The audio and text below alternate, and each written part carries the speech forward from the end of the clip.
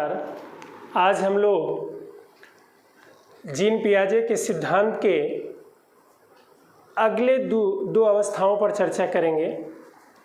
इसके पहले वाले वीडियो में हमने पहली अवस्था और दूसरी अवस्था का वर्णन किया था। आज हम जीन पियाजे के द्वारा संज्ञानात्मक विकास की तीसरी और चौथी अवस्था का वर्णन करने जा रहे हैं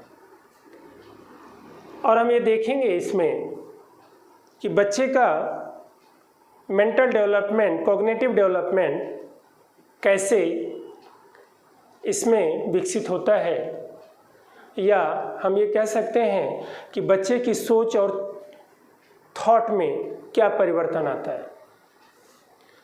यह बहुत ही इम्पोर्टेंट है स्टेज, इसलिए क्योंकि इस स्टेज में बच्चा विद्यालय में प्रवेश करता है, स्कूल एटमॉस्फेयर का उसके ऊपर बहुत प्रभाव पड़ता है, इसलिए एग्ज़ाम्स वगैरह में इस स्टेज के विषय में बहुत सारे क्वेश्चंस पूछे जाते हैं।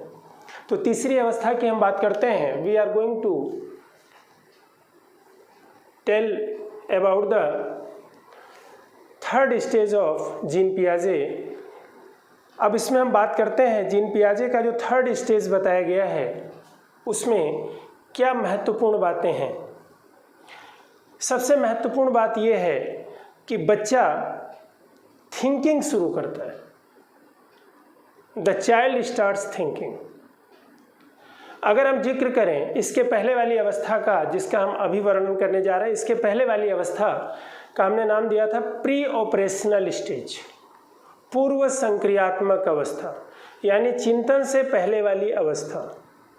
अब बच्चे के अंदर चिंतन की प्रवृत्ति विकसित होती है, लेकिन वो प्रवृत्ति किसी खास प्रकार की है और उस प्रकार को इन्होंने नाम दिया स्थूल या मूर्त। अब हम यहाँ पे बात करते हैं तीसरी अवस्था की, मूर्त संक्रियात्मक अवस्था, कंक्रीट ऑपरेशनल स्टेज।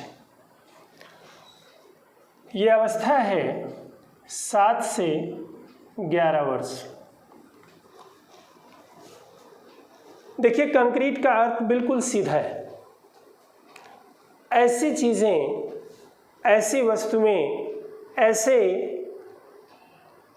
सामान जो स्थूल रूप में हो, आकार में हो, वजन में हो, जिनको हम देख सकते हैं, जिनको हम टच कर सकते हैं, जिनको हम महसूस कर सकते हैं, जो साइज और वेट में मापी जा सकती हैं, वो कंक्रीट के फॉर्म में हम यूज़ करते हैं। उनको हम उनके लिए स्थूल इस्तेमाल करते हैं और उनके लिए एक महत्वपूर्ण ये है कि वो हमें दिखाई पड़ रही हैं। दिखाई पड़ने के साथ साथ अगर वो दिखाई नहीं भी पड़ रही हैं तो कम से कम उनका आकार और वजन है।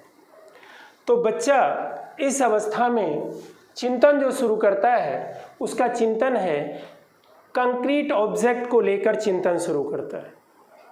हम ये कह सकते हैं children starts thinking about the concrete object. बच्चे मूर्त तार्किक चिंतन प्रारंभ कर देते हैं। लॉजिकल थिंकिंग स्टार्ट तो करते हैं, बट वो लॉजिकल थिंकिंग, वो रैशनल थिंकिंग जो है बच्चे की, वो कंक्रीट ऑब्जेक्ट को लेकर है। जैसे ये पेन कंक्रीट, अगर हम इसको पीछे भी कर देते हैं तो भी ये कंक्रीट, ऐसा नहीं है कि हमें दिखाई नहीं दे रहा तो कंक्रीट नहीं है। जिसका रंग, रूप, आकार और वजन है वो कंक्रीट फॉर्म में है। तो कंक्रीट चीज़ों पर बच्चा चिंतन शुरू कर देता है। जैसे अगर हम ये कहें, बच्चे के सामने 3 डॉल दिखाए जाते हैं या रखे जाते हैं और कहा जाता है which doll is taller than others, तो वो बता देता है क्योंकि वो कंक्रीट फॉर्म में है, उसको दिख रहा है। लेकिन अगर हम बच्चे से ये कहें कि ए बी से लंबा है, बी सी से लंबा है, तो ए बी सी में सबसे लंबा कौन हुआ, तो बच्चे के सामने मुश्किल आ जाएगी क्योंकि वो कंक्रीट फॉर्म में नहीं है। हमने संकेतों और शब्दों का इस्तेमाल करते हुए उसको ये प्रश्न दिया बच्चे को, तो इसलिए बच्चा ऐसे प्रश्नों का उत्तर नहीं दे पाता। तो कंक्रीट उत्तर देता है, यानी कंक्रीट लॉजिकल थिंकिंग बच्चा शुरू करता है। इसके अलावा देखिए जो महत्वपूर्ण हमने 3 कंसेप्ट वहाँ लिया था, विकेंद्रीकरण,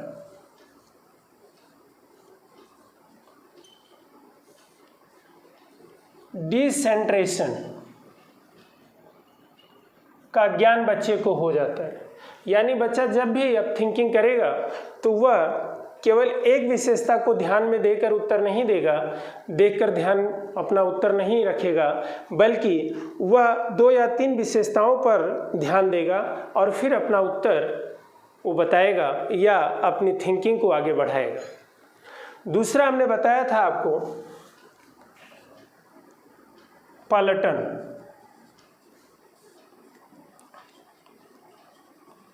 रिवर्सिबिलिटी,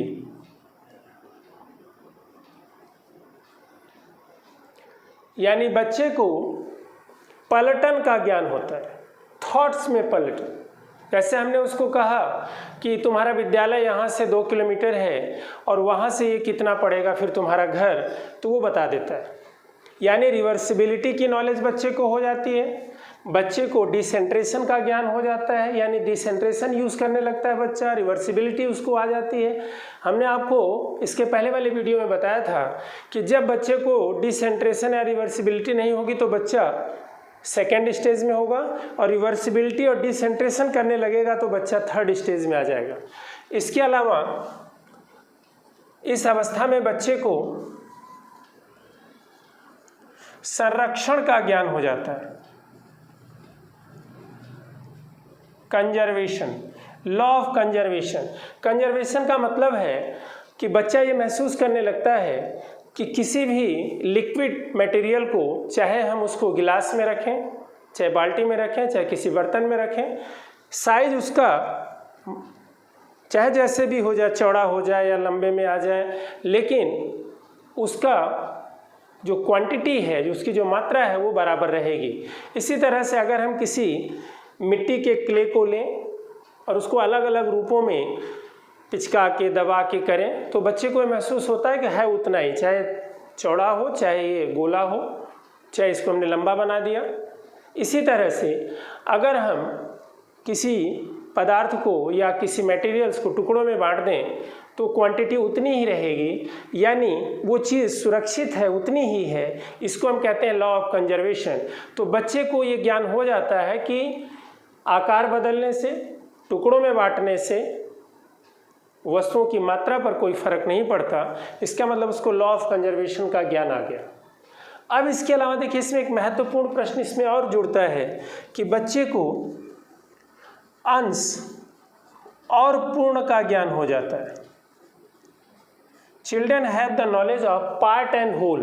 पार्ट एंड होल का मतलब आप देखिए, जैसे ये पूरा का पूरा पेन है और ये इसका पार्ट, यानी संपूर्णता में कोई अंश अगर है तो वो किस चीज़ का अंश है। जैसे मान लेते बच्चे को बहुत सारी पेन आप दे देते हैं, कोई मोटी पेन है, कोई काली पेन है, कोई लाल पेन है, और आप उसके कैप हटा देते हैं तो कहते हैं बेटा इसके कैप को लगा दो, तो उसको पता है कि किस पेन पर कौन सा कैप लगेगा। यानी द होल क्या है और उस होल का पार्ट कौन सा है उसको वो जानता है। इस अवस्था में देखिए श्रेणीकरण,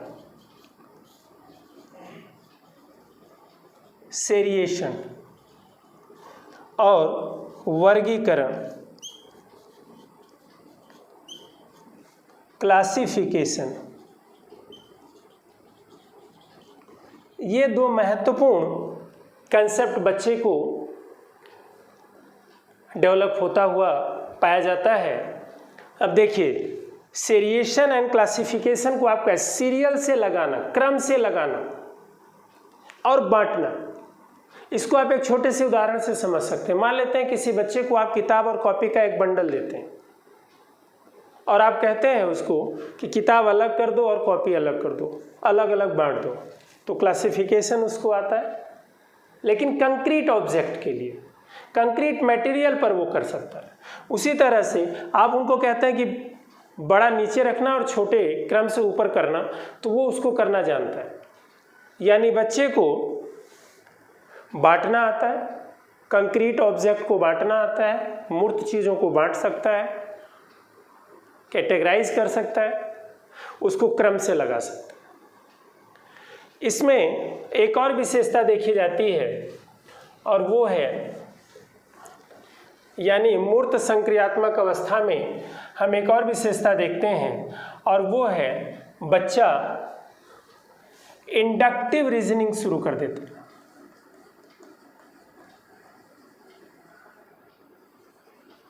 इंडक्टिव रीजनिंग बच्चा शुरू कर देता है, यानी आगमनात्मक तर्क। आगमनात्मक तर्क का संबंध है कि बच्चा अपने आसपास जो भी चीज़ों को देखता है उनसे एक निष्कर्ष पर पहुंचता है।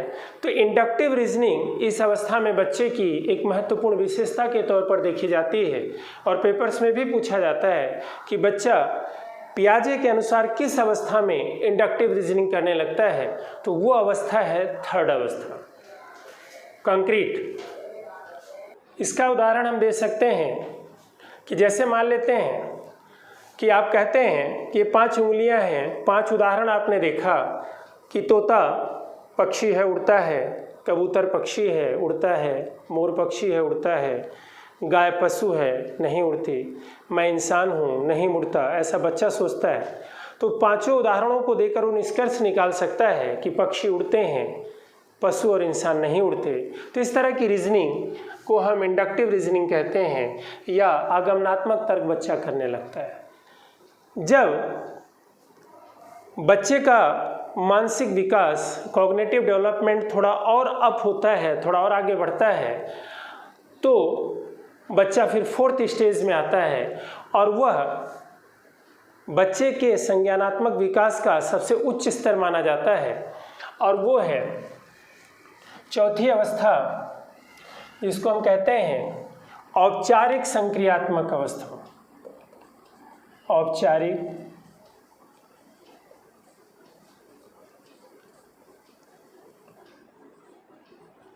संक्रियात्मक अवस्था, फॉर्मल ऑपरेशनल स्टेज। इसको हम अमूर्त संक्रियात्मक अवस्था भी कहते हैं, एब्स्ट्रैक्ट ऑपरेशनल स्टेज भी कहते हैं। और ये अवस्था है 11 से 15 वर्ष। कहीं कहीं लिखा हुआ मिलता है कि 11 से एडल्टहुड तक, ऐसा नहीं है। 11 से 15 तक की अवस्था है, क्योंकि मेंटल डेवलपमेंट 16 साल 15 साल में कंप्लीट हो जाता है, तो ये अवस्था 15 साल तक है। इसमें बच्चा अमूर्त चिंतन करना शुरू करता है। The child starts abstract thinking. Abstract का मतलब क्या है कि ऐसे ऑब्जेक्ट, ऐसे थॉट के विषय में सोचने लगता है जिसका कोई रंग, रूप, आकार और वजन ना हो। जैसे स्वतंत्रता, न्याय, जैसे हम कह सकते हैं जस्टिस, फ्रीडम।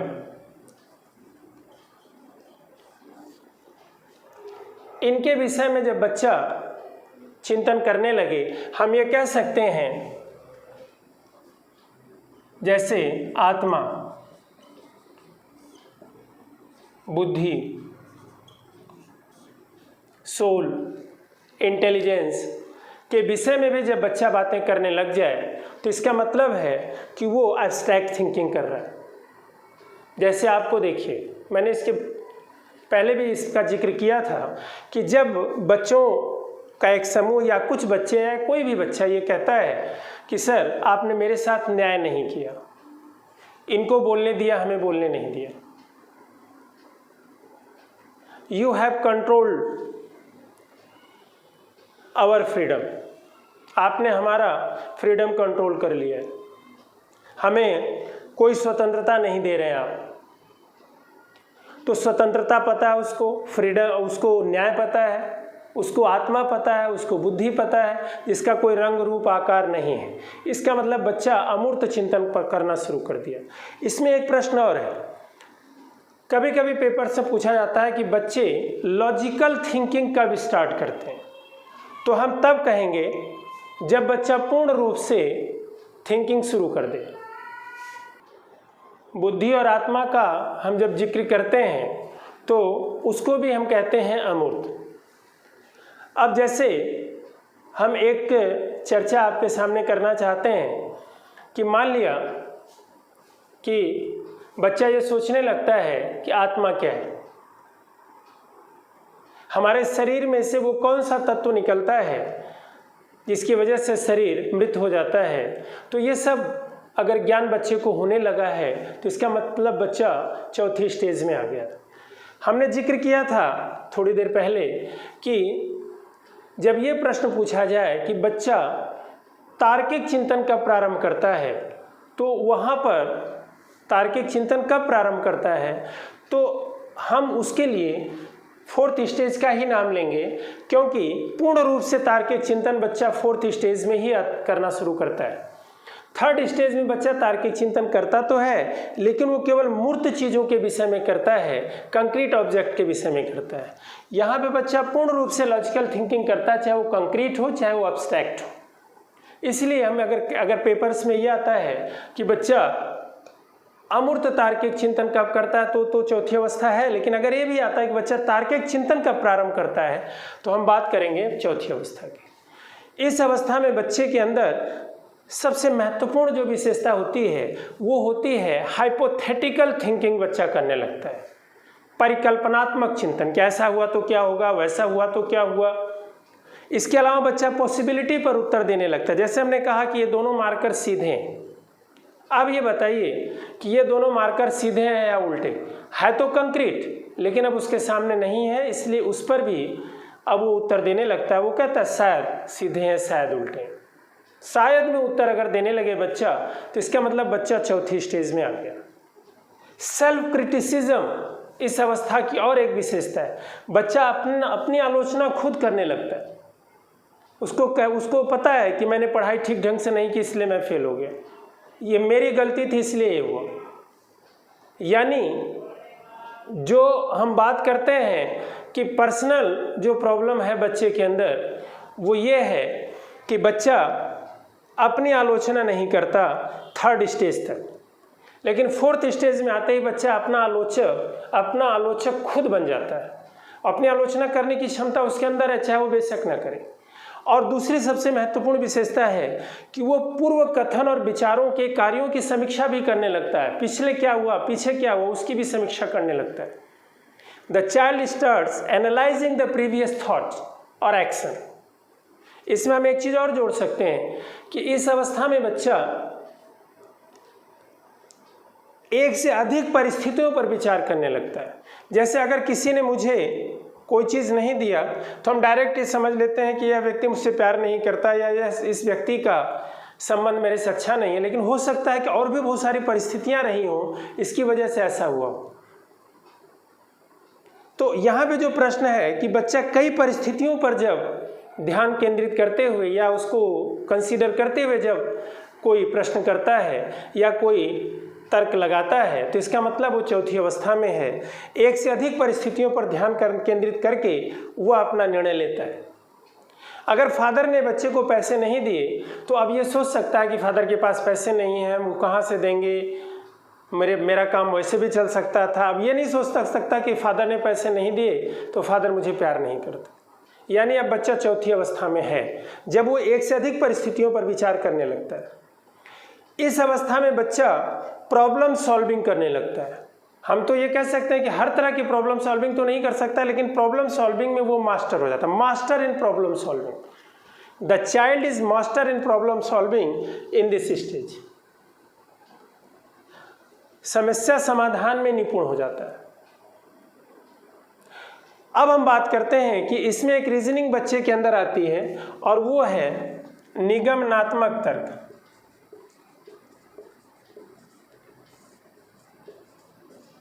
डिडक्टिव रीजनिंग बच्चा करने लगता है।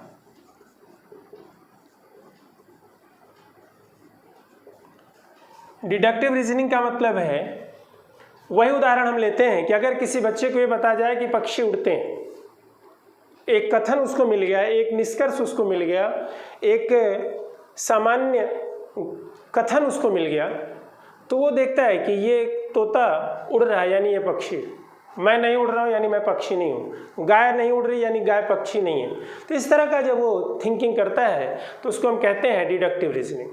यानी हमने देखा कि बच्चा एब्स्ट्रैक्ट थिंकिंग करता है इस अवस्था में, अपनी आलोचना करता है यानी अपनी आलोचना करने की क्षमता रखता है, पूर्व कथन और विचारों की समीक्षा करता है। सबसे बड़ी बात यहाँ पे है कि बच्चा प्रॉब्लम सॉल्विंग में निपुण है, बच्चा हाइपोथेटिकल थिंकिंग करने लगता है। तो ये सारी जो चीज़ें हैं ये बताती हैं कि इस अवस्था में बच्चे का मेंटल डेवलपमेंट काफ़ी अप हो चुका है। अब एक प्रश्न इसमें और आता है कि पियाजे ये मानते हैं कि हर बच्चा इस अवस्था में आएगा, इसकी कोई गारंटी नहीं। बहुत सारे लोग हैं जो इस अवस्था तक पहुंच ही नहीं पाएंगे, चाहे वो एडल्ट हो चुके हों चाहे वो बूढ़े हो चुके हों। तो ये जो हम यहाँ पे जिक्र करते हैं कि इन्होंने 4 अवस्थाओं का वर्णन किया, इस वीडियो में हमने तीसरी और चौथी अवस्था का वर्णन किया है। इसके पहले वाले वीडियो में हमने पहली और दूसरी अवस्था का वर्णन किया था। अब हम बात करते हैं कि इनकी आलोचना की जाती है, किसी किसी बातों पर इनकी आलोचना भी की जाती है। आलोचना इस बात पे है, पियाजे की आलोचना इस बात पे की जाती है कि इन्होंने जो स्टेजेस बताए, 4 स्टेजेस बताए, इसमें इन्होंने कहा कि स्टेज के अंदर डेवलपमेंट कॉन्टिन्यूअस होगा और जबकि